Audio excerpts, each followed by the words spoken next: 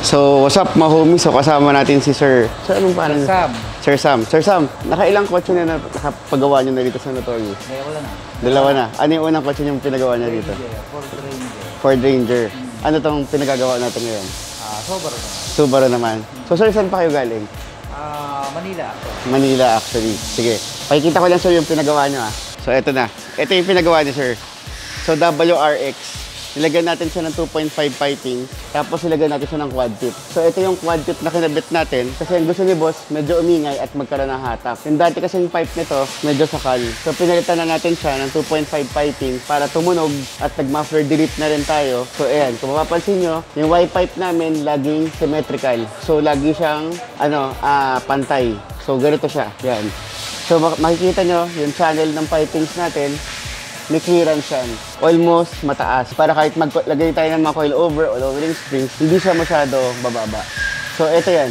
So, ito yung ginawa namin. So, ang susunod namin na project, itong J-pipe niya, tsaka itong headers. Pero as of now, ito na muna. Kasi medyo kulang yung budget ni boss. So, ito na muna yung ginawa namin. So, what's up mga homies? So, ito na yung ginawa natin ngayon. So, nilagyan natin siya ng air intake. So, itong air intake na to, syempre, lumaki yung filter niya. So, bakit ganito yung intake niya? So, ito yung design niya. So, galing dito sa grill, papasok dito, makakatanggap siya ng malamig na hangin. So, ito yung mga ginagawa namin para sa mga WRX. So, ngayon, pakinggan na natin kung anong tunog niya.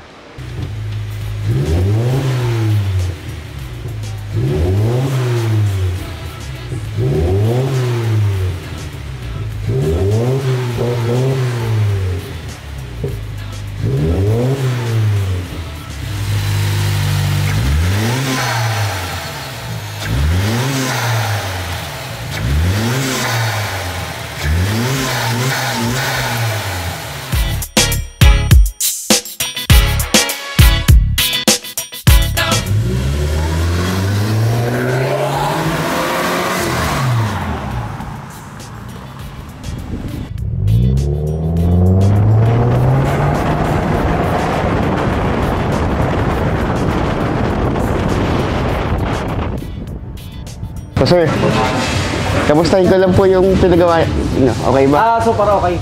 Medyo ko lang ng konti. Dadagdag pa natin ng heater eh. Pero bumilis ba sir? Oo, nagbago. Tunog? Okay na rin ang tunog. Ayan. Okay, sige sir. Thank you po.